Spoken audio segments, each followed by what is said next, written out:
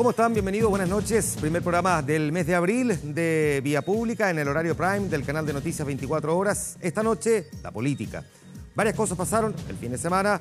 Reunión de la mesa central del Partido Socialista. Se desecharon las candidaturas que tenía esa colectividad y ahora tienen que ponerse de acuerdo, para decirlo en simple, en si respaldan a Ricardo Lagos o a Alejandro Guillé. Mientras tanto, conocimos que se presentaron parte de los integrantes del comando de la candidata de la Democracia Cristiana, Carolina Goich, y también parte del equipo del candidato Guillé.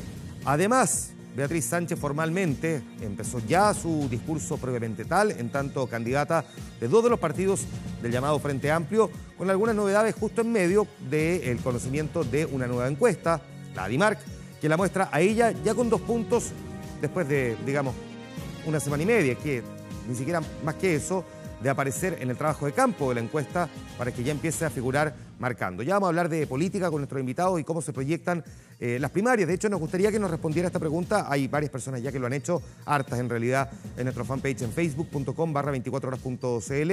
Desde la tarde que tenemos formulada esta consulta para saber si, por ejemplo, usted va a votar en alguna de las primarias presidenciales. Tiene ahí 3 alternativas, las obvias, sí, no o todavía no se decide. Ahí nos va contando y también puede comentar, por supuesto, con el gato o hashtag Vía Pública en Twitter. Algunos titulares para complementar también la jornada de este día lunes.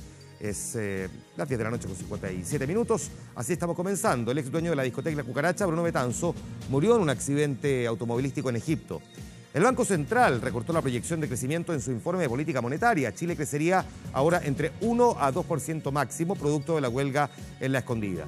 Y 11 muertos y al menos 45 heridos dejó la explosión en el metro de San Petersburgo. Las autoridades no descartan un ataque terrorista. Ya vamos a ir con eso en los próximos minutos, pero vamos a comenzar con esta otra historia. Esta tragedia en un accidente automovilístico ocurrido el fin de semana en Egipto y que provocó la muerte de Bruno Betanzo, el ex dueño de la discoteca La Cucaracha, personaje central en la trama que rodeó la misteriosa desaparición de Jorge Matute Jones. Su mujer, Carmen Cereño, permanece grave y policontusa. Esta fue la última aparición pública de Bruno Betanzo Menéndez y su pareja Carmen Cereño Rojas. Fue a fines de julio del año pasado y comparecían, como tantas otras veces, ante la ministra en visita Carola Rivas Vargas para ser interrogados luego de la detención de un ex guardia de la discoteca La Cucaracha, que había sido de su propiedad. El sábado pasado, el médico, arquitecto y empresario nocturno murió en un accidente automovilístico a 90 kilómetros de El Cairo, en Egipto, y su mujer quedó grave.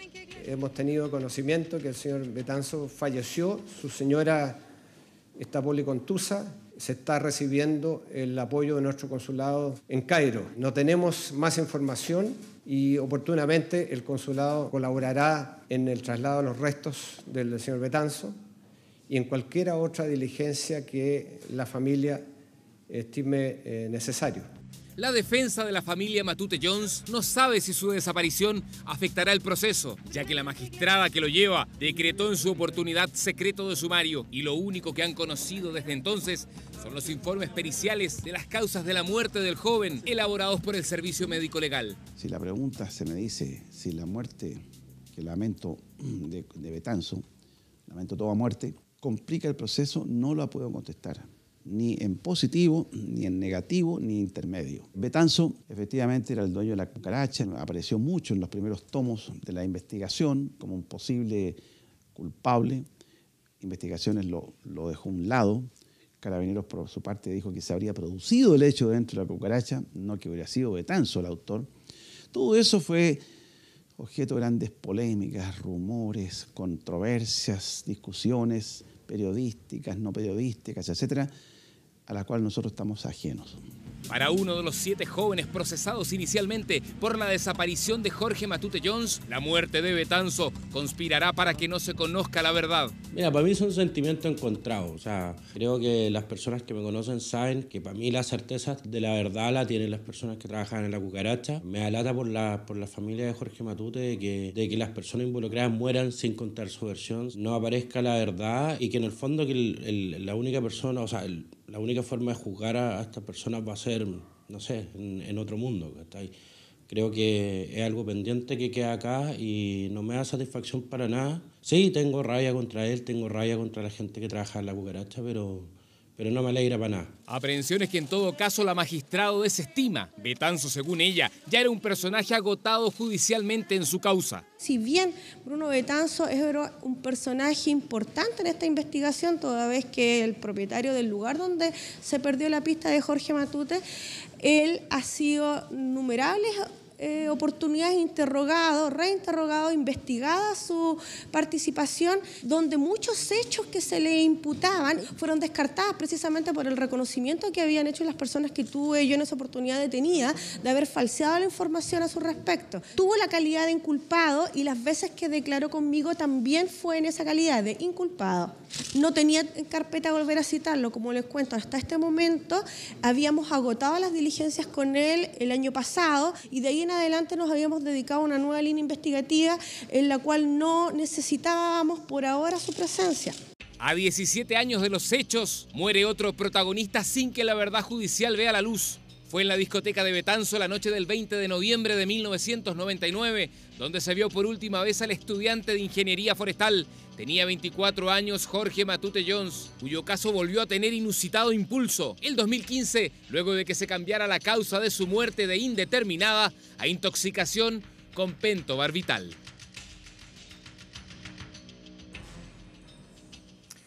Esta tarde la presidenta Michelle Bachelet, en compañía de su gabinete, firmó un proyecto clave para el proceso constituyente que está impulsando su gobierno.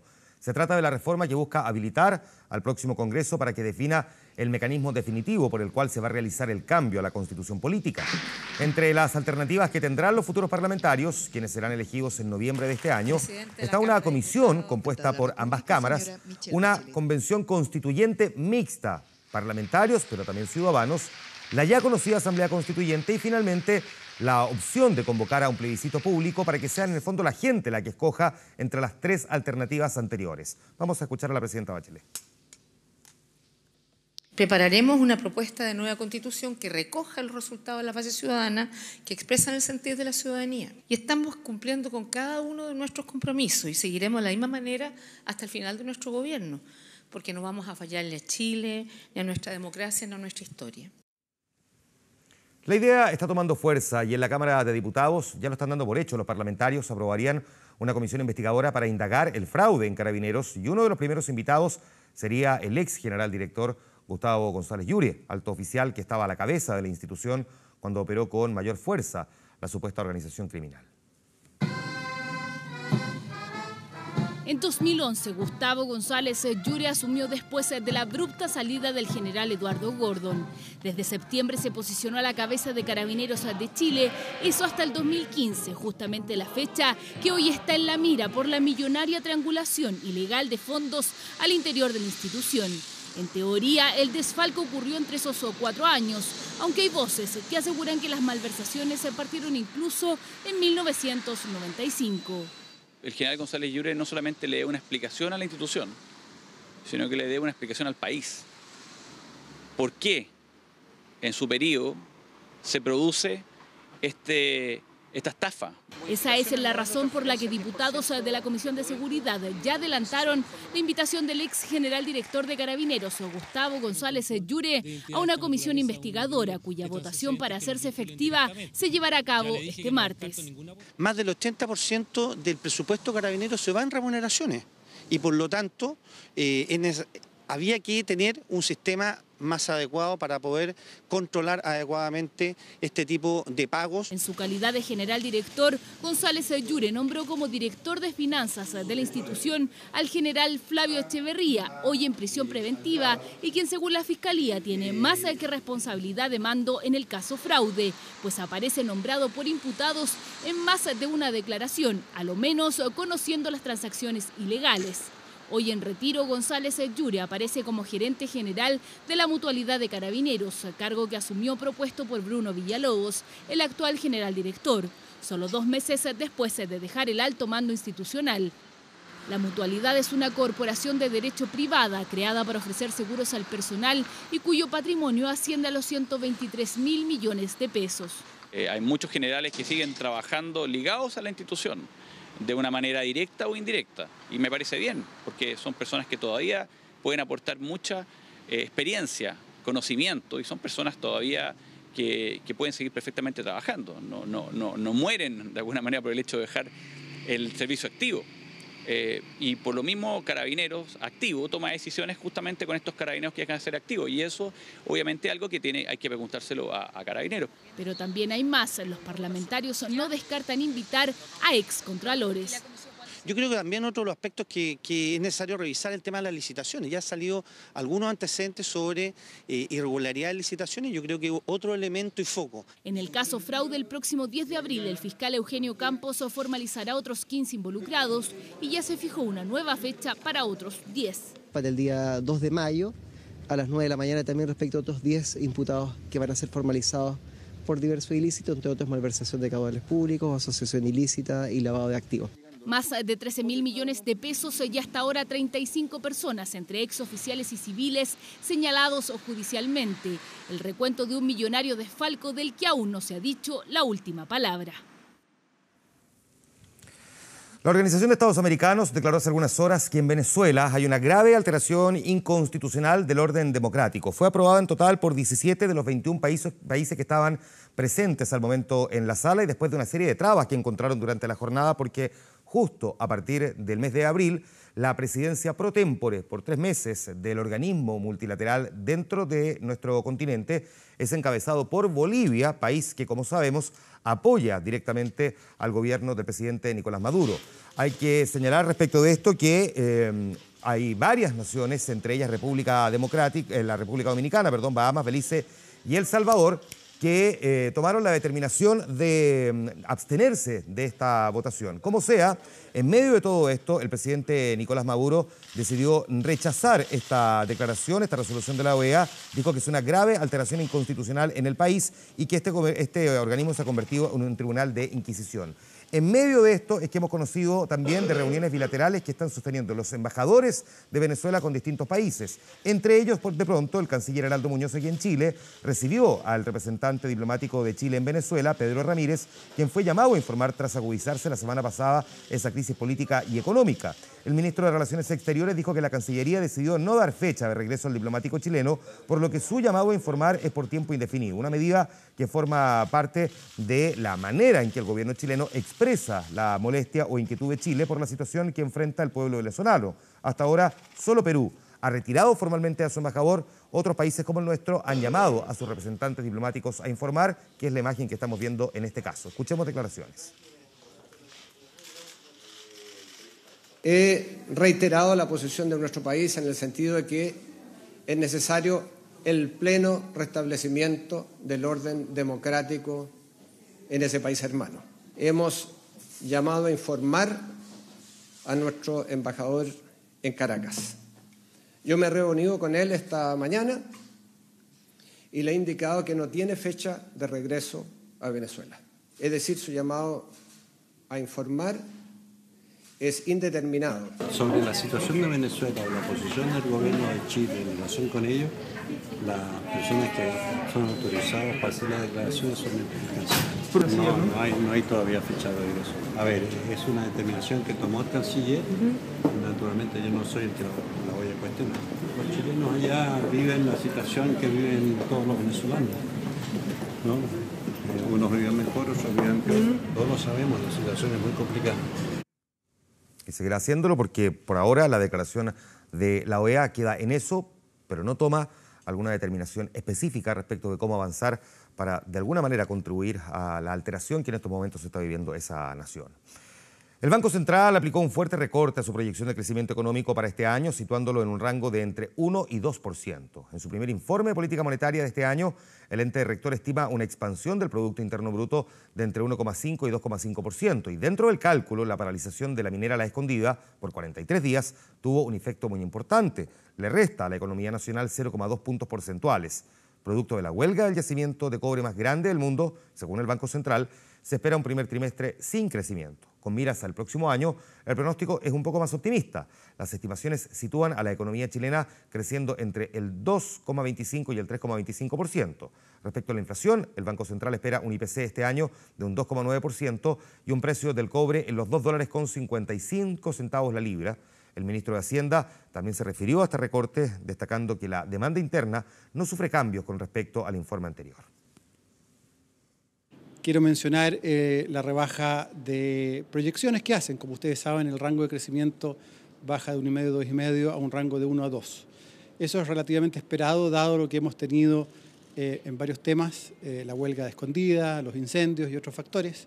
Quiero, sin embargo, mencionar que la demanda interna de Chile, que es lo que al final se siente más en la economía, básicamente no sufre cambios desde un IPOM a otro y sigue teniendo un aumento en su tasa de crecimiento bastante significativo desde el año pasado a este año, lo cual hace augurar que vamos a tener una economía que va creciendo más. Algunos demostraron que no importa la edad para hacer deporte, otros superaron las adversidades y algunos estuvieron también a punto de morir. Aquí les vamos a contar algunas de las historias que dejó la Maratón de Santiago y, digamos, de pasadita, algunos consejos para aquellos que se atrevieron a correr por las calles de la capital. Si tuviera que elegir la banda sonora de una maratón, se le podría venir a la mente algo así. Un esfuerzo épico, un deporte noble, pero la verdad es que para el cuerpo este impacto sonaría algo distinto. Músculos desgarrados, pulmones agotados. Algunos apenas llegaron a la meta y otros casi mueren en el intento. El sueño de Luis era correr la media maratón antes de los 60 años. Este dentista se preparó con tiempo, pero cuando iba en el kilómetro 19... Tomé Providencia y aquí no me queda nada, dije, estamos al otro lado. Y de pronto... Luis perdió el conocimiento, estaba sufriendo un infarto agudo al miocardio. Trataba de pararme, me decían no se mueva. Y me sentía tan bien porque estaba tan cómodo que a pesar que estaba en el suelo, pero me sentía tan bien que traté de pararme y me desmayaba otra vez. Luis fue reanimado 3 veces antes de recuperar la conciencia. Junto a otro corredor, fue el caso más grave en la maratón. Se logró estabilizar en la misma calzada, se llamó a una ambulancia que llegó a los pocos minutos y fue enviado directamente al Hospital Clínico de la Universidad Católica. Donde se recupera rápidamente y ya planea volver a las pistas. La misma meta que tiene Ariela. Con 79 años, fue una de las atletas más longevas de la carrera. Es parte normal de mi vida. Yo siempre troté. Tiene hijos, nietos y bisnietos y una carrera para rato nos asegura. El 18 de septiembre cumplirá 80 años y aún está lejos de alcanzar su meta. Yo le digo a mis hijos que voy a trotar hasta cuando no pueda trotar.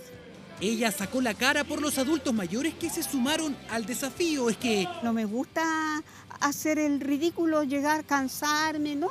Y para eso se prepara 3 veces a la semana. Un riguroso entrenamiento que rinde frutos en la pista. Yo espero nomás que avancen. Toda la juventud me gana, se van lejos.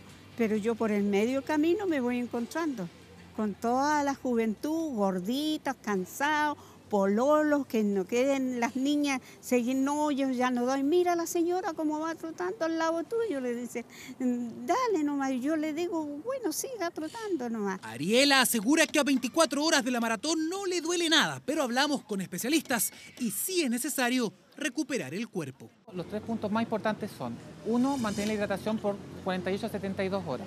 2, una nutrición adecuada con hidrato de carbono y proteínas para reparar el daño muscular. Y 3, hacer alguna actividad suave para barrer los desechos metabólicos, elongar y hacer masaje en caso necesario. Consejos para todos, para los que intentaron, para los que sufrieron y para los que llegaron a la meta. Bien, nos vamos a ir a la pausa comercial. Queremos recordarle nuestra pregunta que está en nuestra fanpage en facebook.com/24horas.cl. De esto vamos a estar hablando más adelante aquí en el programa, porque entre otras cosas, visto que hay tanta información de candidatos políticos que se preparan para las primarias, queremos saber si usted va a participar en alguna de ellas. ¿Lo ha pensado al menos? Y las alternativas son, por supuesto, sí, no o aún no se decide. Eso entonces será parte de la conversación que vamos a tener más adelante con nuestros invitados. Puede comentarnos también con el hashtag Vía Pública en la red de Twitter. Vamos a estar leyendo sus comentarios y también presentándoselo a nuestros invitados más adelante. Nos quedan todavía algunas otras historias por revisar, entre ellas ese atentado en San Petersburgo, del que ha provocado en el mundo muchísima preocupación. Vamos a la pausa. Estamos de inmediato con ustedes de vuelta. Espérenos.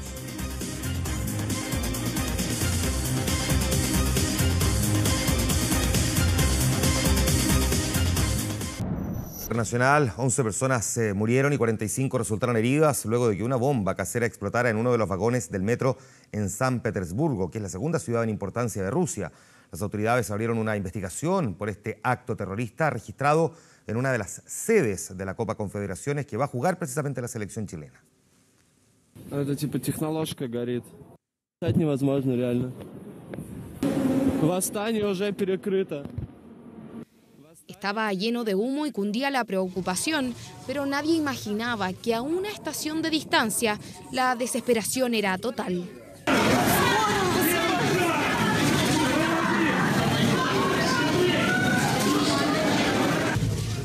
En medio de los gritos de auxilio, pasajeros que estaban en la plataforma trataban de ingresar a los vagones, pero las puertas estaban así de retorcidas, quienes aún podían moverse salían por las ventanas.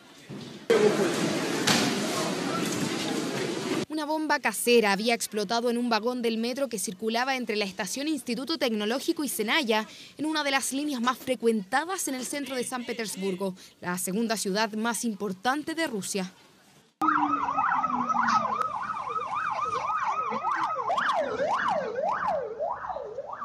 Hubo una gran explosión, fue ensordecedora.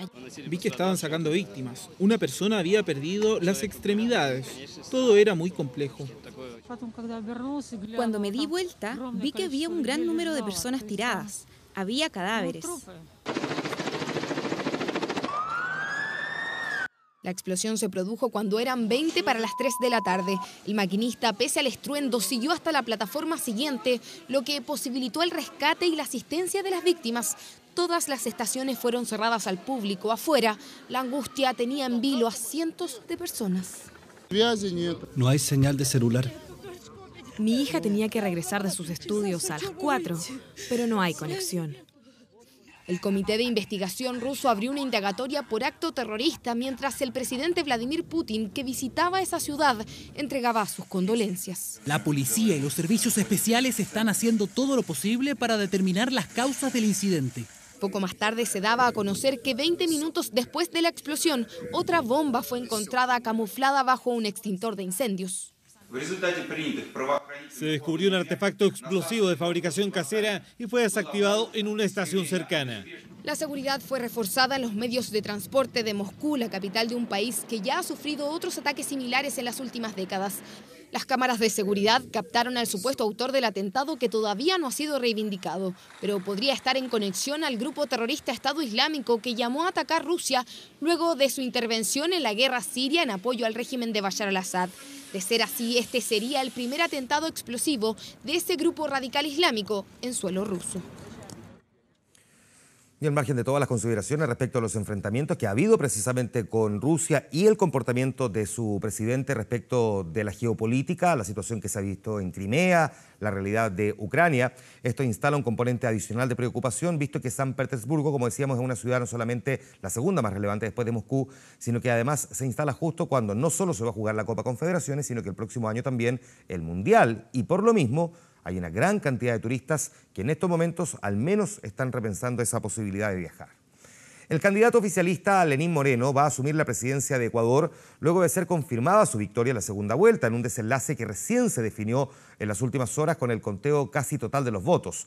Según la Autoridad Electoral de Ecuador, Moreno obtuvo el 51,1% de los sufragios contra el 48,9% que obtuvo su contrincante Guillermo Lasso, con el 99% de los votos escrutados.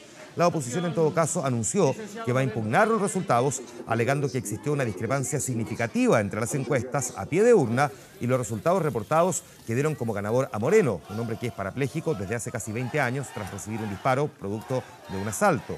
Guillermo Lasso declaró este lunes que no puede aceptar los resultados porque no corresponderían a la voluntad popular. Cientos de personas se reunieron en las afueras de la oficina de la Autoridad Electoral en Quito para demandar un nuevo conteo de votos que aún no ha sido, sin embargo, todavía confirmado.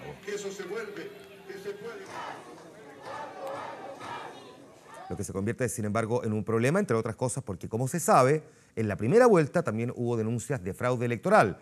En este caso, además, visto que la diferencia es tan pequeña, estas mismas denuncias han puesto al menos un signo de interrogación y dejan en evidencia que hay una división prácticamente en partes iguales muy poquitita la diferencia entre quien obtiene el triunfo y que queda derrotado, de una sociedad que ya no está mirando exactamente igual al gobierno del presidente Rafael Correa, que, bueno, hay que decir, es uno de los gobernantes de Latinoamérica que goza todavía de muy buena popularidad. El promedio del respaldo ciudadano es de cerca del 40%. Es, de hecho, junto al presidente de Argentina, Mauricio Macri, quienes tienen mayores niveles de respaldo, pero aún así ha visto cómo al menos su administración y su sector político ya no está recibiendo el mismo respaldo que en épocas anteriores. Ecuador ha vivido 2 años de crisis económica. El año pasado, de hecho, su contracción fue de menos 2%, el 2015 de menos 0,5%, y este año se proyecta que tenga un crecimiento nulo, es decir, de un 0%. Políticas sociales que han llevado a esta nación a quedar, entre otras cosas,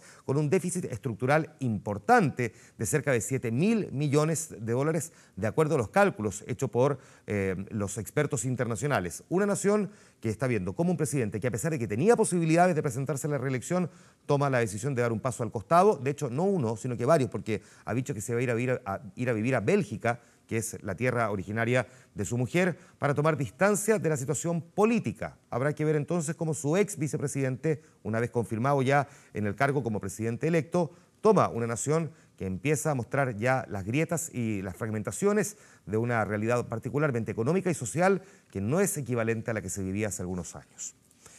El brutal aluvión que arrasó la ciudad de Mocoa, en el sur de Colombia, ha cobrado la vida ya de 262 personas hasta el momento, entre ellos 43 niños, según un último balance, y las autoridades afirman que la cifra podría ir en aumento. Más de 200 heridos son atendidos tras el deslizamiento de tierra causado por el desborde de 3 ríos durante la medianoche del día viernes, producto de las fuertes lluvias en la región andina. Según los sobrevivientes, un mar de lodo que se llevó todo por delante y dejó la ciudad invadida por barro, piedras y escombros.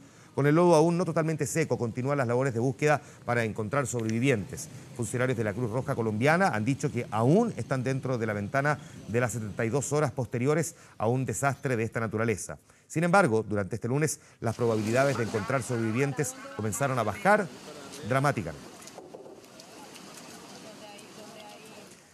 La final del Master de Miami marcó el regreso definitivo de 2 leyendas del tenis, Roger Federer y Rafael Nadal, que se volvieron a enfrentar por un título en 2017 y el ganador fue nuevamente el suizo, justo 13 años después de su primera final y en el mismo torneo.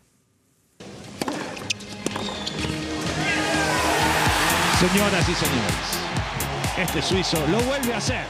Ni los más risueños fanáticos del tenis pensaban que en 3 meses Federer y Nadal se podrían enfrentar en 3 ocasiones con 3 triunfos para el suizo, el último en Miami, sentenciando el regreso de los históricos choques entre Roger y el español. Ahora estoy en la final venciendo a mi viejo rival Rafa, donde todo comenzó, aquí en 2004. Además, con una gran atmósfera de nuevo y jugamos un gran tenis. Claro, porque fue justamente en Miami hace 13 años donde jugaron la primera de sus 23 finales que han convertido sus duelos en una de las mayores rivalidades en la historia del deporte.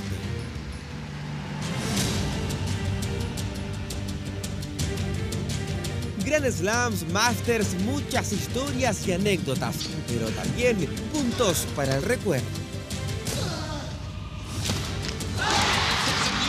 Es lo que han brindado los choques entre estos 2 ex número 1 del mundo, que registran 23 victorias para Rafa y 14 para Roger, 3 de ellas en el último año. Porque este 2017 ha marcado el renacer de estos 2 monstruos del tenis. El expreso suizo ya ha ganado 3 títulos esta temporada y 2 de ellos ante el español. Han sido 2 buenas semanas para mí, por más que haya perdido por tercera vez con Roger este año.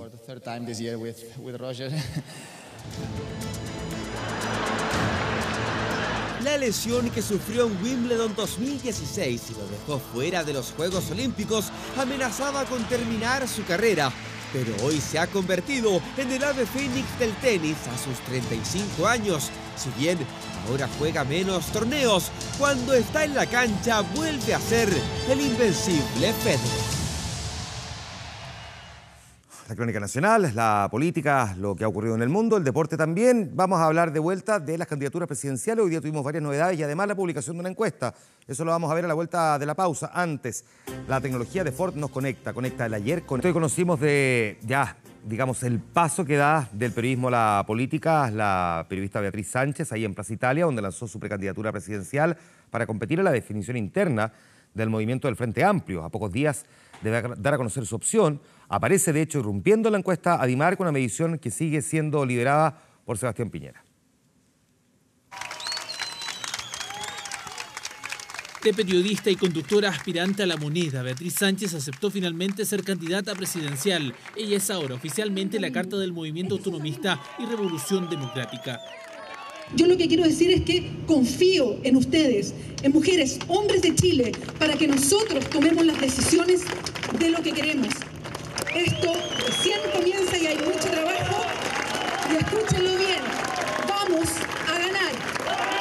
Solo 2 semanas han pasado desde que comunicó su disponibilidad y ya figura en las encuestas. Según Adimark, Sánchez marcó un 2% de las preferencias presidenciales de los chilenos en un sondeo que sigue liderando Sebastián Piñera. Aunque cayó 2 puntos, consiguió un 27%, secundado por Alejandro Guillet.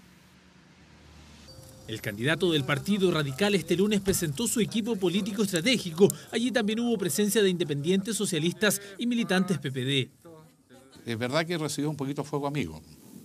Entonces las canillas moradas, como dice un amigo mío, se empiezan a resentir, de repente empieza a caminar un poquito herido. Yo espero que haya una campaña más solidaria, primero entre nosotros. Todas las encuestas muestran que nosotros hoy día estamos en una posición de privilegio. Para mí eso me produce, por supuesto, gratitud, alegría, pero una tremenda responsabilidad. El senador Manuel José Osandón registró 4% sobre Ricardo Lagos, quien obtuvo 3%. Pero yo voy a ir a la primaria, espero que no tenga letras chicas y voy a ganar ahí, pues. No le tengo miedo. Donde me pongan a Piñera, le voy a competir y lo voy a ganar. Yo hago lo que me parece importante. Hago lo que me parece que es una contribución al país. A lo mejor es una mala contribución y la ciudadanía no la percibe. Bueno, habrá que revisar, ¿verdad? Lo hago con mucha tranquilidad y convicción. Beatriz Sánchez aparece empatada con Marco Enrique Sominami y Carolina Goich. La candidata de la DC presentó su equipo de campaña este lunes. La verdadera encuesta finalmente es cuando uno está en la papeleta y la gente concurre a votar. Hemos visto muchas experiencias en que las encuestas se han equivocado hoy día. Y yo lo he señalado con claridad, no es rol de las encuestas fabricar un candidato presidencial. Así queda el cuadro con los diversos candidatos presidenciales en esta nueva encuesta Adimark en tiempos de definiciones para las distintas colectividades políticas. De esto queremos hablar con nuestros invitados de este escenario presidencial. Les presento quienes están con nosotros. Laura López, vocera del equipo de la candidatura de Ricardo Lagos. Muchas gracias por estar aquí, Laura. Bienvenida, buenas noches. Gracias, Juan Manuel. Nos acompaña también Julio Isamit, coordinador político de Republicanos. Muchas gracias, Julio, por estar aquí. Bienvenido. Juan Manuel. Buenas noches. Jorge Andrés Cash, abogado demócrata cristiano, expresidente nacional de la JBC. Muchas gracias por estar aquí. Bienvenido, buenas noches. Gracias. Y también está con nosotros Nicolás Grau, co-coordinador del área de contenidos del comando de Beatriz Sánchez. Gracias por estar aquí, bienvenido, buenas noches. Muchas gracias por la invitación. Aprovecho de comenzar contigo el tiro porque, bueno, hoy día marcaron pauta por 2 razones, digamos, por lo que ocurrió en Plaza Italia, pero también por lo que muestra la encuesta de Adimark, una semana después de terminado el trabajo de campo y ella logra ya aparecer ahí con un 2%. Tenemos candidatos que llevan mucho tiempo en campaña y que no logran despegarse del 2 o 3%. ¿Cómo lo interpretan ustedes? ¿Se lo toman con distancia? ¿Es un buen apronte? Mira, nosotros no siempre estamos acostumbrados a que nos vaya bien en la encuesta, por lo tanto siempre los tomamos con distancia a estas cosas.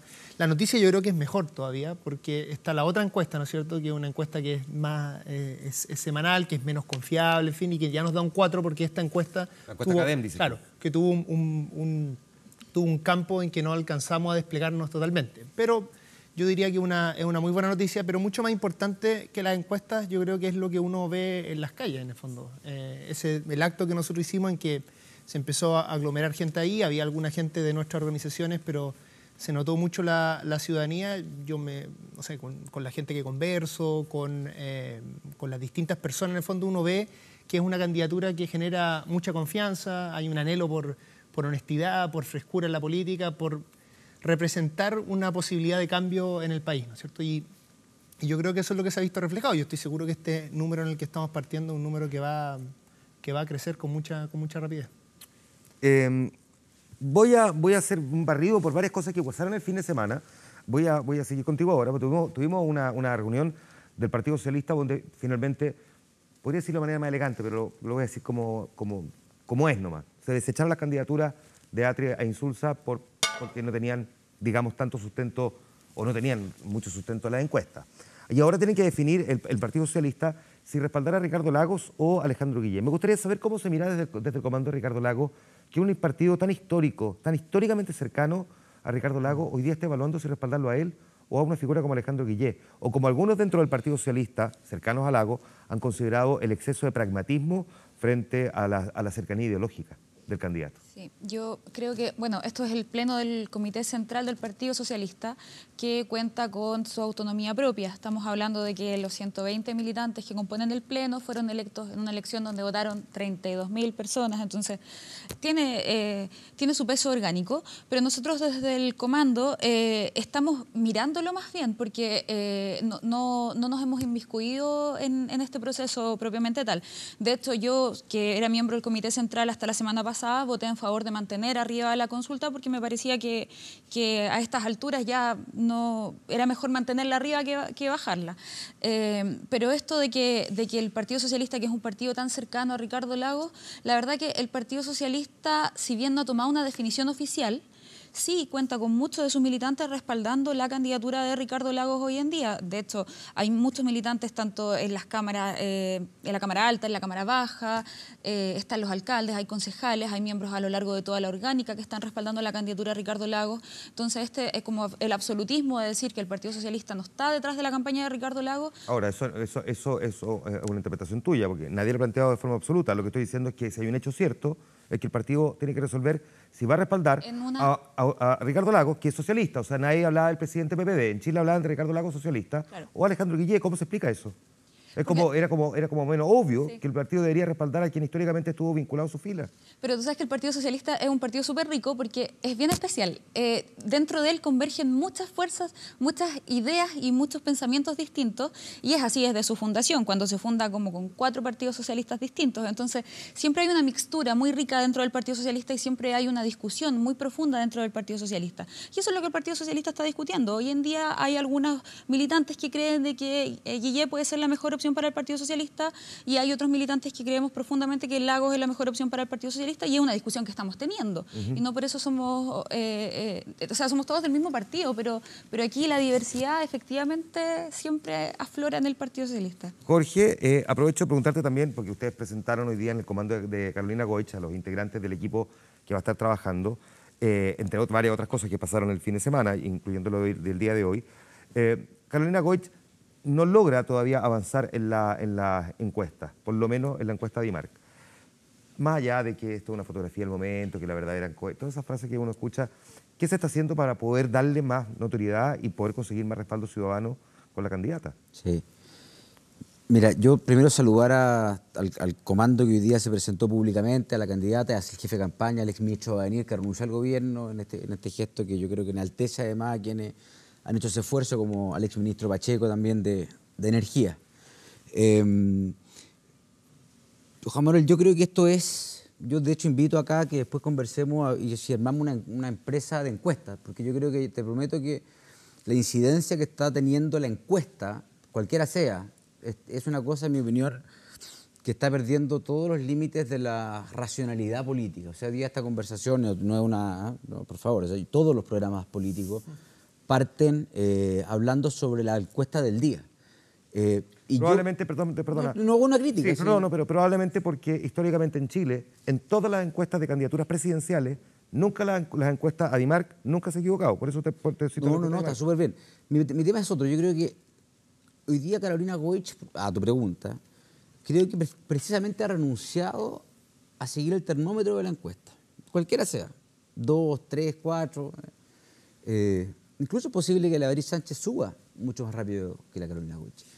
Pero, y sin descalificar ni a la Beatriz ni al senador Guillén, hoy día estamos frente a, yo lo veo así, ahí con todo respeto, e insisto, sin descalificar, veo que esto es un concurso más bien de popularidad que un concurso de ideas. Yo la verdad que creo que el que ha puesto ideas en la mesa hoy día, el único que he visto, es al Partido Demócrata Cristiano a través de su esfuerzo, para ser franco, que es un esfuerzo programático que ha liderado el diputado Sergio Espejo, que hoy día el fin de semana pasado siguió, Ricardo Lago. Al presidente Lago, un esfuerzo, la verdad, que muy significativo, pero yo no he escuchado más ideas. Entiendo que hay un grupo de Piñera que está trabajando, en fin, pero hoy día todos son las encuestas. Entonces yo propongo que después discutamos, que armemos una empresa para ver si en una de esas, de verdad, hacemos algún dinero extra. Carolina Goich hoy día... No vaya a ser que tus camaradas se lo tomen en serio. No, de hecho, hay dos camaradas que no los voy a mencionar, pero que tienen encuesta. Esto de los dineros y la política, la democracia cristiana no estaba lejanos de eso, por eso te digo que no se animen. No, pero mira, una cosa, Carolina Goich ha tenido la valentía de hacer lo más difícil, que es reivindicar la política. Ella ha dicho, en tiempos de impopularidad de la actividad política, se ha esforzado particularmente por reivindicar la función pública, por lo que significa, Juan Manuel, que lo que el político hace por el país y que la gente no conoce. Si hoy día la gente se entera de la política por lo malo, porque el diputado estaba viendo la página no sé qué cosa, pero hay un trasfondo, hay una vida B del político, que es una cosa que es dura, que lo ennoblece, que transforma la función pública precisamente en una cuestión heroica, épica. Y esa parte tampoco es debidamente realzada en momentos en que la actividad pasa por un mal momento. Ahora, y en eso Goich ha sido firme. Tan cierto como eso, tengo que decir también que conversando con gente de la democracia cristiana, gente que es del sector de Carolina Goich y que le reconoce efectivamente esta épica que tú describes, al mismo tiempo también te reconoce una cuestión que es bien práctica, que dicen que ustedes en general cuestionan a los otros candidatos de la nueva mayoría y no a Ricardo Lago, entre otras cosas porque a ustedes les sirve que haya más candidaturas que las de simplemente Alejandro Guille para que no se le vayan a concentrar los apoyos solamente al candidato que aparece hoy día mejor ubicado en esa encuesta. ¿Cómo responden frente a eso? De hecho, que ustedes eran partidarios también de que hubiese un candidato socialista. Nosotros hemos creído que mientras más diversa sea la oferta de la centroizquierda, mejor. Lo que nos ha costado hoy día es ponernos de acuerdo en cuestiones administrativas, procedimentales, que son de público conocimiento. Para nosotros sería un honor que ojalá Ricardo Lagos persistiera en su opción, si la declina, ojalá fuese en favor de la renovación. Como estoy pensando en Waldo. ¿Está en duda eso? No. Que lo pone como si fuera en duda. No, es que me sorprende porque... Es una señal de entusiasmo de Jorge. Es una cosa que pasar. Política ficción en la cabeza del compañero nomás. Pero nosotros como demócratas cristianos lamentamos además mucho, de verdad, a toda tu reflexión, lo del Partido Socialista. Siendo muy respetuoso de su orgánica y sin inmiscuirnos en sus decisiones, yo fui presidente de la Juventud y Partido y entiendo el respeto por lo que hay que tener por otros partidos, pero no puedo dejar pasar que un partido con ese peso histórico haya tomado la decisión que tomó y que tenga que inclinarse hoy día entre un senador que viene de un mundo más bien distinto a la política, que no por eso es menos que el otro, y una persona que jugó un rol decidido y sin ir más lejos fue el primer presidente socialista después de 40 años. Entonces, me cuesta entender de que hoy día el Partido Socialista esté dubitativo en torno a eso. Ya, déjame... Perdón que me meta ahí, pero... No, pero está bien. Además salen agregando elementos para que luego ustedes discutan entre ustedes. Solamente para incorporar a Julio ahora en la conversación. Primero, Julio, describe bien cómo es este rol tuyo de coordinador político y cómo funciona Republicano, porque probablemente a lo mejor tampoco la gente lo necesariamente y de forma masiva lo tiene tan incorporado. Sí, mira, yo soy coordinador político republicano, que es un movimiento nuevo de centro-derecha que pretende impulsar transformaciones en materia de justicia y de libertad, y nos hemos adherido a Chile Vamos, y yo ahora mismo estoy trabajando en el equipo programático del presidente Piñera en materia de educación, entre otras cosas porque hay muchos temas que nos interesan de respecto a lo que se viene de Chile. Jorge nos decía, aquí parece un concurso de popularidad y no un concurso de ideas. Bueno, precisamente hay ideas muy claritas que nos mueven para estar en política. Yo estoy de acuerdo con Jorge cuando plantea que cuando la política está en crisis, es una razón más para entrar a la política que para irse para la casa. Y eso imagino que nos pasa mucho a los que estamos aquí. Y en Republicanos vemos eso con mucho interés, y lo de la idea específicamente en materia de educación. A mí me tocó ser dirigente estudiantil en mi juventud, hace ya 10 o 11 años, y en ese tema a nosotros nos mueve, por ejemplo, volver a centrar la calidad como eje principal de la discusión en materia educacional. Hay que volver a confiar a los padres, los apoderados, de que puedan poder elegir la educación de sus hijos, aportar voluntariamente, y por eso he acogido el llamado al presidente Piñera a participar en su equipo programático en educación. Y aquí planteaban esto como un concurso de popularidad, y la pregunta de que se hace en televisión es ¿quién va liderando la encuesta? Hoy día las encuestas son súper claras. O sea, el presidente Piñera tiene un liderazgo sistemático en todas las encuestas, en Adimark, en CADEM. Y hay una pregunta bien interesante. Moviéndose, sí, sube y baja. Pero mira, tiene En Adimark bajó, subió, volvió a bajar 2 puntos. Claro, pero tiene una estabilidad en primera mayoría. O sea, en el fondo tiene un liderazgo sistemático en todas las encuestas. Y hay una pregunta interesante, Juan Manuel, que tiene que ver con ¿quién cree usted que va a ser el próximo presidente? Y en eso Piñera hoy día supera el 50%. En 52% de los chilenos cree, sin marcar preferencias, o sea, cree que Piñera va a ser el próximo presidente de Chile. Aquí no hay nadie que represente la postura de Alejandro Guille, pero a mí me da la impresión que si hay alguien que tiene olfato político es la gente de izquierda. Y yo creo que la debilidad de la candidatura de Guille está, entre otras cosas, porque muchos partidarios de la nueva mayoría ven que hay una candidatura dubitativa, ven una candidatura en el fondo muchas veces contradictoria, liviana, que todavía no tiene equipos programáticos. Y la verdad lo que el país espera, yo estoy de acuerdo con Jorge, es un debate de ideas, no solamente de popularidad, y que manifestemos cuáles son nuestras propuestas en materia de educación, en materia de recuperación de empleo, en materia de progreso. Sí. Tengo algunas ideas respecto justamente al debate de la idea. 2 cosas. Yo aprovecho a preguntarte porque da la sensación de que en estricto rigor tampoco hay debate de ideas, más bien uno escucha la idea y hay como exposiciones paralelas, pero debate, cruce de ideas, tampoco hay tanta. 2 cosas. Yo creo que ese debate es trascendental por 2 razones. Primero, porque una de las cosas que ha demostrado este gobierno es que no se puede hacer un gobierno con gente que piensa tan distinto, ¿no es cierto? Nosotros vimos al principio del gobierno de la presidenta Bachelet una situación donde se estaba tratando de hacer una cierta reforma en educación e Ignacio Walker se paseó por todo el país, por todas las radios, yo lo escuché unas 5 veces criticando, parecía el guaripola de la crítica al gobierno, ¿no es cierto? Yo no sé si eso se debe a que firmaron o no el partido, a mí, o sea, el programa, si era un acuerdo, si es culpa de Bachelet, si es culpa de Walker, a mí eso la verdad no me importa, pero lo claro es que lo que nosotros vivimos fue lo difícil, lo que experimentamos, ¿no es cierto? Fue darnos cuenta lo difícil que hace transformaciones importantes cuando un sector de la coalición va remando para el otro lado. Tú dices particularmente porque Revolución Democrática participaba activamente en el Ministerio de Educación y de repente dejó de hacerlo. No. También la gente podría estar pensando en eso. La gente de Revolución Democrática, que ellos tendrían que defender ese punto, pero, pero a mi modo de ver lo hicieron de manera bastante clara. Uno no puede pararse como representante del Frente Amplio, pero después hacer como que no, yo puedo explicar también la postura de ellos. O sea, ellos lo que hicieron fue tratar de impulsar una agenda, tuvieron éxitos parciales en impulsar esa agenda y cuando pensaron que no habían logrado lo que querían hacer en términos políticos, ¿no es cierto?, se retiraron de eso. Y a mí eso me parece una apuesta que yo no comparto en su minuto estratégicamente, pero estoy de acuerdo que es una apuesta totalmente defendible. Ahora, el segundo punto que quería hablar respecto al debate de ideas es que nosotros en el Frente Amplio, y esto no solo en la candidatura de Beatriz Sánchez, sino todo el Frente Amplio, que aglutina a Mayol como otro candidato y a muchas otras organizaciones, estamos empujando un proceso bien inédito en el país, en el que vamos a hacer una discusión en todas las comunas de programa, con una metodología participativa, que va a ir agregando las posiciones de toda la gente que esperamos no solo sea nuestra militancia, sino toda la ciudadanía, donde vamos a discutir todos los temas, vamos a su vez calcular el costo fiscal de las distintas propuestas que vayan saliendo, vamos a votar al final estas distintas cosas y vamos a construir de esta manera un programa que va a ser participativo pero vinculante, no como los procesos que hace este gobierno, por ejemplo, que a veces son participativos pero no son vinculantes, y además donde las cuentas van a calzar y donde los gastos, los nuevos programas sociales que vamos a proponer van a estar debidamente financiados, cuestión que no es tampoco clara que lo haya hecho este gobierno. Entonces, en el fondo lo que quiero mostrar es la importancia de la discusión de las ideas. Primero, para que no se construyan coaliciones que en realidad no piensan lo mismo sobre los temas fundamentales.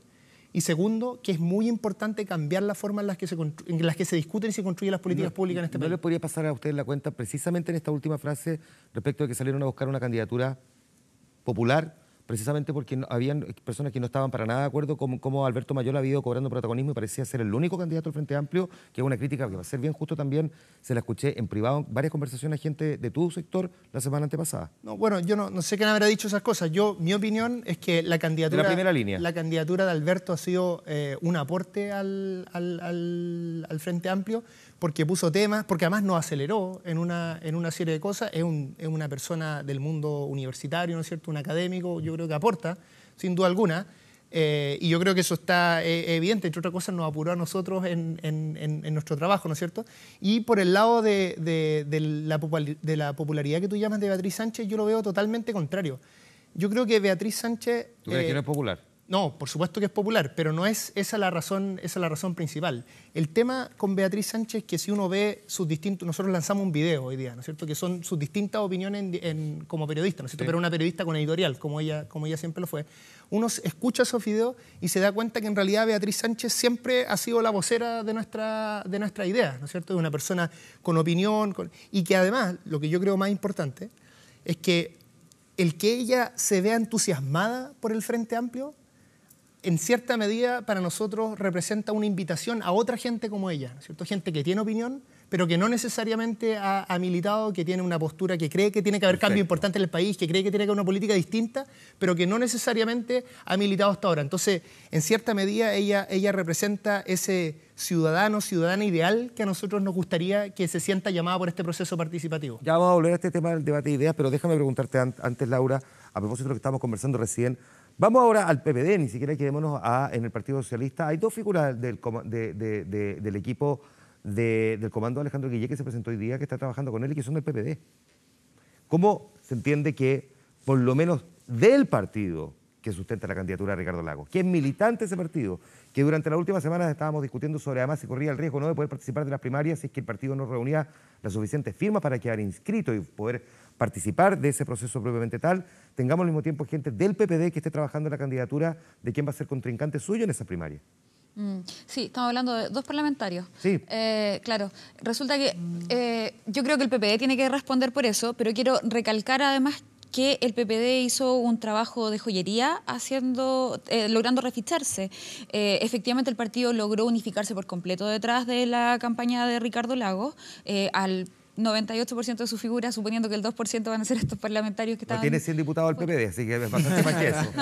Claro. Por lo menos en términos de los diputados. Sí, por lo menos el diputado no tiene 100 diputados el PPD, así que es bastante más que un 2%. Pero graficándolo como a grandes rasgos, entonces el PPD logró hacer un trabajo de ingeniería, logrando unificarse por completo, y más que unificarse, poniéndose a trabajar para alcanzar la meta del refichaje, porque entendieron de que la campaña de Ricardo Lagos descansaba en que el PPD mi punto es, tiene dos figuras del Parlamento que están trabajando en la candidatura de quien no es el candidato del PPD. ¿Cómo se explica eso? ¿Eso no podría dar cuenta también de un cierto desorden o al menos de la ausencia de entusiasmo que ha generado la candidatura de Ricardo Lagos en el mismo partido? No, yo no creo que sea ni desorden ni falta de entusiasmo, porque, o sea, insisto, son dos personas y no es que esté subvalorando su peso real, sino que dentro de esta discusión que estamos hablando de que tiene que tener cabida la diversidad y que todos tenemos derecho a pensar distinto, quizás si ellos sienten que la candidatura de Guillén los representa más, es algo que ellos tendrán que responder.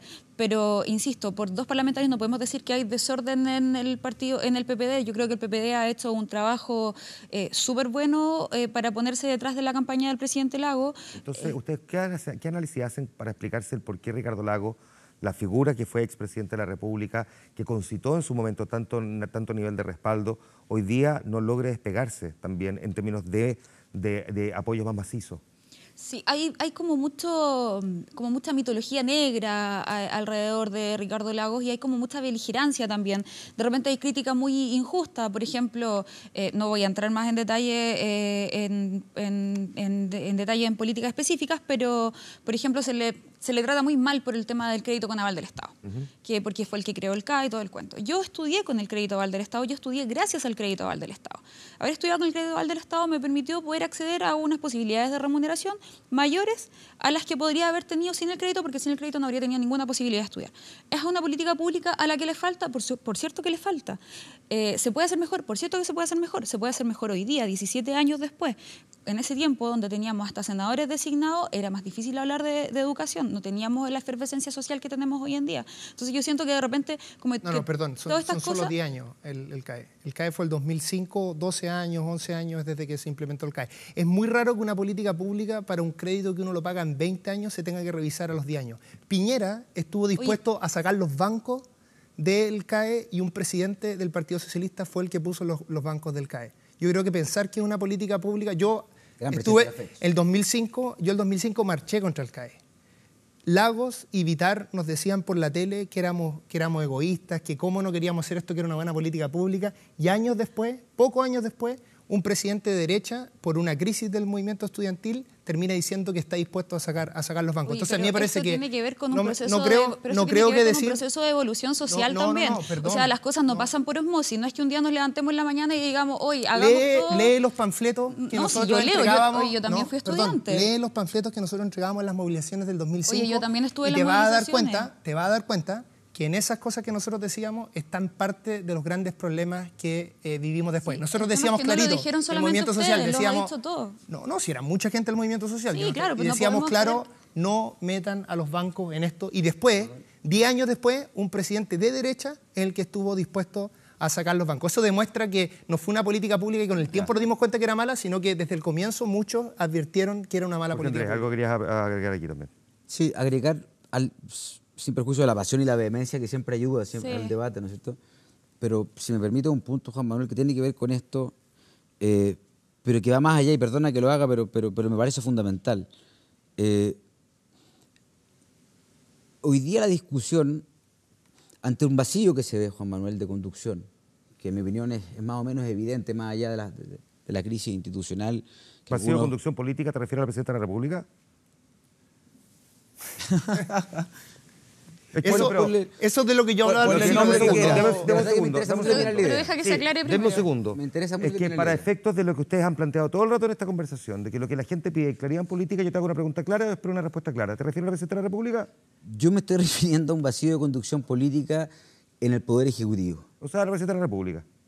Si es tu conclusión. No, pero es que... Yo no voy a decir que hay un vacío... Es que o hacemos un programa en serio o hagamos un programa de humor. Yo no voy a decir que la presidenta de la República hay un vacío de poder porque la presidenta de la República no. ¿De la presidenta de quién estás hablando de conducción? No, lo que pasa es que... Puede ser de ministro del Interior, que es DC también. ¿Sabes lo que pasa? Pero, en verdad, tu afirmación tiende a darle una connotación peyorativa. No, en ningún caso. Lo que estoy pidiendo es claridad. Como no tuviese la habilidad. Estoy diciendo que es evidente que la presidenta ha pasado por dificultades. Entonces, ¿para qué me lleva a decir algo que es... Es que si tú porque ¿sabes lo que me recuerda esta conversación? Me recuerda lo mal que tú lo pasaste con José Piñera, que fue un petulante. No tiene nada que ver con lo que estamos conversando. No tiene nada que ver con lo que estamos conversando. No me digas decir tú me estás diciendo el vacío de la conducción política en el Poder Ejecutivo. Entonces la pregunta, para hacerla en simple, para quien no está viendo, es... ¿Te refieres a la presidenta de la República o te refieres más bien a que el equipo político que la sustenta es el que cuando seas presidente de Chile en un régimen como este, tú tienes que ser jefe de Estado y jefe de gobierno. Y además jefe de coalición. Okay. Y eso no ha estado, punto. Si eso te responde a la pregunta, yo creo que es más que claro. La gente en su casa dirá cuán demócrata cristiano eres.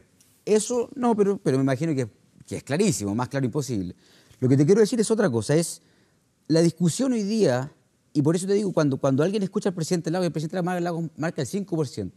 Cuando Insulza renuncia a someterse al proceso, pese a todo lo que significa, y me podrá gustar o no Insulza, me podrá gustar o no Lagos, pero ello significa gente con trayectoria, gente probada, gente que es capaz de gobernar frente a momentos de crisis, frente a momentos de cambio en el país que seguramente no hemos vivido desde el golpe militar, frente a momentos de cambio en el mundo. Entonces, cuando tú me dices, y cuando reducimos todo a la discusión, a la trinchera y llevamos todo al panfleto y al blanco-negro, como tú lo hiciste en algunos segundos atrás, yo lo que te retruco, muy respetuosamente, es miremos a quienes están preparados para gobernar en tiempos de alta incertidumbre política, económica y social, donde la gente ve un vacío de conducción política evidente. Ahora, si es en el Poder Ejecutivo, yo lo veo ahí porque obviamente en la estructura presidencialista, ¿dónde más verlo? ¿Te fijáis? Pero además me ha hecho de menos al presidente Lagos hablar más fuerte, hecho de menos Insulza hablar más fuerte. Ahora, ¿por qué no quizás Beatriz Sánchez la que tiene que hablar fuerte? Pero me da la impresión de que el sustento político que debe darle gobernabilidad a un país que hoy día está pasando por un momento complejo, está por aquellos que son respaldados por partidos conocidos, con trayectoria, que ha pasado por momentos complejos y por líderes como el presidente Lagos, que ha tenido además que no solamente enfrentar a un dictador y ganarle al dictador, sino que además enfrentar un gobierno de transformaciones económicas y sociales que hasta el día de hoy son cuestionadas, pero que también le permitieron a Chile crecer.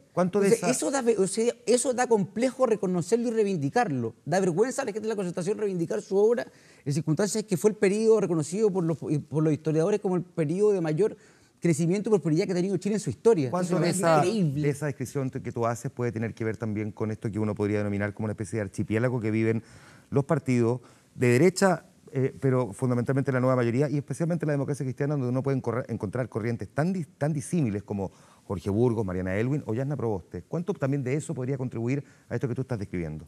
Mira, las dos almas de la democracia cristiana es un problema de que nace el partido, no voy a hablar a ti, pero el Partido Conservador, la Falange, el Quiebro del 69, el 71, siempre han habido estas dos almas que han convivido, que denominaba Garretón. Y hoy día, gracias a Dios, te lo digo, de verdad, yo las veo tratando de ceder, de no agudizar las contradicciones que evidentemente existen desde hace muchos años, y todos están detrás de la candidatura de Goich, pese a lo difícil que puede hacer y pese al fantasma de lo que pasó con Orrego, si eso es cierto. Es un temor que tenemos. El tema de la primera vuelta, evidentemente, que también tiene que ver con eso. Cuando Orrego quedó tercero, ni siquiera alcanzó a quedar segundo. Y fijáis, los parlamentarios no estuvieron, si eso pasó. O sea, cuando tú me dices, me pides claridad, eso te lo digo con mucha claridad. La democracia cristiana no estuvo con Orrego, pero ahora está con Goich. ¿Te fijas tú? Entonces, en el fondo, la preocupación que tenemos es, bueno, ¿qué pasa si Goich llega hasta el final, llega a la primera vuelta? Eso tiene un riesgo. ¿Cómo se administra desde la centro-derecha esta misma discusión que se vive en la nueva mayoría, cuando por otra parte, efectivamente, hay figuras como Manuel José Andón, que sistemáticamente la campaña es cuestionar a Sebastián Piñera, y por donde además, desde fuera, figuras como José Antonio Kast están genuinamente, con legítimo derecho, formando su propia corriente ideológica, probablemente para formar un partido político, me imagino, en algún tiempo más, que sea de derecha, no de centro-derecha, porque un cuestionamiento que existe en este sector es que la derecha a seca que ha quedado abandonada. Yo creo, Juan Manuel, que lo que hemos estado escuchando acá representa muy bien la situación actual del país. O sea, por un lado tú tienes una izquierda muy dividida, esta lógica del archipiélago, tú tienes la candidatura de Ricardo Lagos, que en el fondo no es apoyada totalmente por el PPD, la candidatura de Guillé, que tiene esta debilidad que yo te hablaba hace un minuto, de contradicciones. Yo valoro mucho la candidatura de Beatriz Sánchez, entre otras cosas, porque viene a sincerar lo que tú planteabas un poquito al principio. O sea, tú tuviste al equipo de Giorgio Jackson trabajando en el gobierno y criticando en la calle. Evidentemente eso ahora viene a sincerar de que están por fuera y eso es valioso porque como que aclara el debate. Esa es la primera cosa. La segunda es que tú tienes un montón de candidaturas de izquierda divididas, peleándose, un poquito lo que hemos visto acá. Y al otro lado, dentro de todo, tú tienes unas candidaturas ordenadas. No, es que... dame un segundo. Todo lo contrario de lo que te acabo de preguntar. Dame un segundo. Yo veo a la izquierda tremendamente dividida, a tal punto que acá tú tienes tres personas de izquierda. De izquierda, de centro izquierda, porque tú sabes que la DC tiene muchas almas. Y evidentemente nuestra lógica es ver una candidatura ordenada detrás del presidente Piñera, que hoy día tiene 3 de 4 partidos apoyándolo. Tú tienes a Manuel José Andón, a quien yo valoro mucho y respeto, y que además él aceptó sumarse a una primaria donde vamos a competir y donde en el fondo va a elección y la gente va a elegir cuál es el mejor candidato, y no solamente él, sino también Felipe Kast. Y José Antonio Kast, una decisión que yo no comparto, ha decidido ir por fuera, junto a las firmas, lo que ya es un mérito enorme cuando muchos partidos lo han visto negra a la hora de reficharse. Y lo que da cuenta, perdona, déjame hacer un paréntesis, sí, también da cuenta que efectivamente hay un público también que simpatiza con una candidatura de una figura como él, sí, claro, que no se siente para nada representado por el tipo de derecha de la que habla Sebastián Piñera. Bueno, o sea, y ahí, gente que siente más bien que Piñera le dio la espalda. Claro, pero Juan Manuel, hay un mecanismo extraordinario para resolver eso, que se llama elecciones. Y en las elecciones vamos a tener una elección primaria que va a elegir el candidato de Chile Vamos, y luego vamos a tener la elección presidencial donde va a competir Sebastián Piñera representando a la centroderecha, esta gran coalición que es Chile Vamos, y la candidatura de José Antonio Kast, y la gente podrá elegir. Entonces, yo por eso te destaco de que en el fondo tenemos una candidatura ordenada. Ya, una candidatura, pero una candidatura, pero no un sistema, porque Manuel José Andón sistemáticamente está pegándole al candidato. ¿Cómo interpretan ustedes eso? Tú comprendes que toda primaria, por definición, en el fondo, cada candidato tiene que marcar sus diferencias. ¿Yo qué es lo que espero? Que la gente marque su... Un segundo. Perdona, a Beatriz Sánchez no he escuchado cuestionar a Alberto Mayor, ni a Alberto Mayor a Beatriz Sánchez. En general, salvo 2 frases que habrá pronunciado Ricardo Lagos respecto a Alejandro Guillé, no hemos visto aquí ni Carolina Goch, ni Lago, ni Guillé estarse permanentemente pegando, como si Manuel José Andón diciendo que a Felipe Kast lo echaron del Ministerio de Desarrollo Social por penca, por citar una frase. Una frase rápida. No, mira, tú lo que tienes es que Manuel José Andón, yo te he dicho, yo valoro muchas cosas del senador Andón, su valentía, su claridad, pero hay otras cosas que efectivamente él tiene que mejorar. Y la gente sabrá valorar eso y a la hora de la votación en la primaria podrá elegir. O sea, aquí, por eso yo te he insistido dentro de la candidatura ordenada. Tú tienes una candidatura que está planteando ideas, que tiene equipos programáticos, que es la candidatura de Sebastián Piñera, y tiene otros que de repente caen en la lógica del llanero solitario. Eso yo lo sé, Juan Manuel. La gracia es que la gente va a poder resolver ese interrogante a la hora de las primarias y va a valorar cuál candidatura apoya más. Ya, estoy pasado 7 minutos, así que le voy 1 minuto cada uno para que haga su redondeo final. Parto contigo. Muy simple. Primero, nosotros estamos muy contentos porque hoy día lanzamos la candidatura, ¿no es cierto? Tenemos una de las grandes diferencias por la que nuestra candidata no se pelea con Mayoles, porque nosotros vamos a hacer una diferencia de idea. No pasará lo mismo en la derecha, donde el candidato Piñera está acusado, ¿no es cierto?, por un medio de comunicación CIPER, de comprar otras empresas que están en quiebra para no pagar impuestos. Obviamente yo me imagino que habrá gente honesta en la derecha que piensa que no puede haber un presidente de un país que hace trampa para no pagar impuestos, ¿no es cierto? Eso, el que nosotros no tengamos ese problema y que tengamos una candidata honesta, ¿no es cierto?, que le pueda hablar de cara a la gente y que pueda ser un ejemplo también para las distintas personas, es lo que yo estoy seguro nos va a llegar a hacer una excelente campaña y seguramente ganar y pasar a segunda vuelta. Laura. Sí, yo quería señalar que efectivamente nosotros estamos trabajando, estamos desplegados en la campaña de Ricardo Lagos, que efectivamente es una persona que ha hecho mucho por el desarrollo de este país. Estamos súper entusiasmados que Ricardo Lagos es socialista y eso hay que dejarlo súper en claro. Y bueno, para responderte a ti particularmente, que tú señalabas que tenían una metodología ahora súper innovadora en la que querían trabajar como programas en las bases y tener discusiones, eso todos los partidos lo tienen. Nosotros lo hacemos. Vinculante. Sí, nosotros también lo tenemos, Cada vez que tenemos un congreso tenemos participación vinculante, si no descubrir la pólvora. Aquí todos tenemos participación vinculante y nosotros ahora en la campaña de Lagos vamos a sacar un material que lo empezamos a trabajar esta semana, que son cuadernillos donde empezamos a ver nuestras propuestas de campaña en discusiones con la ciudadanía, en espacios abiertos. Pongan su idea y háganlas votar con toda la ciudadanía como vamos a hacer nosotros. Van a ser vinculantes. Lo que pasa es que no toda la ciudadanía es del Frente Amplio, porque el Frente es tan amplio que uno no sabe bien dónde está. Pongan su idea y al final del proceso hagan un plebiscito con toda la gente a ver si, por ejemplo, proponen un nuevo CAE y alguien va a votar por eso. Nosotros vamos a hacer un plebiscito y lo hemos hecho todas estas veces. Se pueden meter en www.frenteamplio.cl. Se llaman plenos. Un minuto. No, corto. Saludar primero a mis hermanos del G35, que es un movimiento emergente al que ya adscribo y hoy día me toca coordinarlo dentro de la Democracia Cristiana. 300 jóvenes profesionales preparados política y técnicamente, algunos expresidentes por ahí de federación también. Juan Manuel, solamente decirle a la gente que busca la respuesta fácil o cree que las soluciones están a la vuelta de la esquina y que esto puede cambiar de un día para otro, yo le hago un llamado a no votar por Goich. Creo que la gente que cree que esto es un concurso de popularidad, de frases rimbombantes, de quienes, como Sandón, con Kass, ¿no es cierto? Esa frase para el bronce, como Churchill, un estadista de fuste, la frase de Sandón. Yo de verdad esperaría que la gente vea a Carolina Goich y la evalúe de acuerdo a las ideas que está planteando, que vean el coraje que tiene al exponer un capital político que nadie se lo ha regalado por cosas que hoy día son las más impopulares, que entre otras son reivindicar la política y la función pública. Okay. Si alguien quiere lo fácil, mejor que mire otras candidaturas. Julio. Mira, Juan Manuel, la verdad es que cuando uno ve las encuestas, pero cuando también está en la calle conversando con muchos chilenos, evidentemente el liderazgo, la opción de Sebastián Piñera nos mueve a recibir esto con cierta humildad y con cierta... valorando lo que la gente quiere. Se vienen las elecciones, cuando Nicolás decía que hagan un proceso vinculante, hay un tremendo proceso vinculante que se hace a final de año, se llaman elecciones. Y hoy día las encuestas dicen que el liderazgo lo tiene Sebastián Piñera, eso nosotros lo recibimos con humildad y significa seguir trabajando porque el desafío es muy grande. El desafío es muy grande porque aquí hay un país que ha perdido empleo, piensa tú, todos sabemos la cifra de 120.000 empleos que se perdieron el año pasado, es un país que los padres han dejado de ser los principales agentes en la educación de sus hijos y por tanto nos implica un desafío enorme y eso es lo que vamos a asumir con mucha decisión, pero también con mucha responsabilidad y humildad.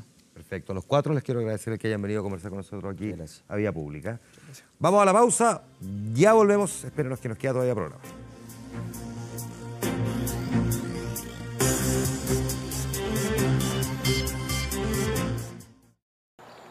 Este es el mejor yogurt. Con /24horas.cl durante la tarde ya, de hecho hasta esta hora, y le preguntamos si usted va a votar en alguna de las primarias presidenciales y así respondió la gente. Teníamos sí, no o todavía no me decido y fíjese que sí, un 46%, 41% dice que derechamente no. Solo un 13% todavía no se decide. Interesante lo que nos ha respondido la gente. En nuestro fanpage en Facebook está la pregunta todavía. En nuestro portal 24horas.cl, entre otras noticias, va a encontrar esta. Los puntos clave de la reforma laboral que empezó a regir en el país, donde el subsecretario del Trabajo, Francisco Díaz, aclaró que la legislación busca mejorar las relaciones entre empleadores y trabajadores. ¿Cómo opera? Lo va a encontrar en todo caso aquí en nuestra sección de economía de nuestro portal 24horas.cl, que como siempre usted sabe se actualiza permanentemente y tiene además los videos, las notas, los programas y un montón de datos que les son útiles a usted. A esta hora en Santiago tenemos 15,2 grados. Está el cielo con nubosidad parcial y se va a mantener. Mañana despejado con 25 grados, pero vuelven a aparecer un poquitito las nubes ya el día miércoles con 27 grados. Tengo que leer el nombre porque la verdad es que yo no me lo sé, porque es un ingeniero japonés de 87 años, murió en las últimas horas. Se llama Ikutaro Kakehashi. Traté de aprendérmelo, pero es imposible. Esta figura dejó huella en la música por varias razones. Fundó una compañía que se llama Roland. Roland fabricó muy famosos sintetizadores.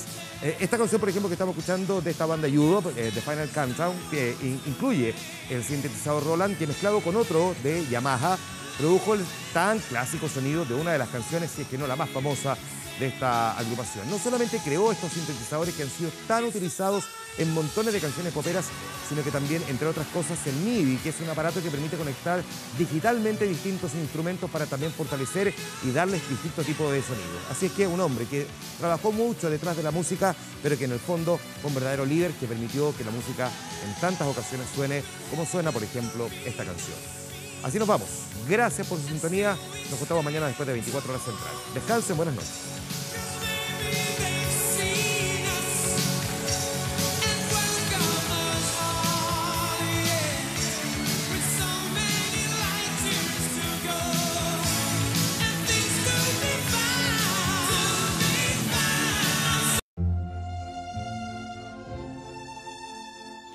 No sabemos si dan para lluvias.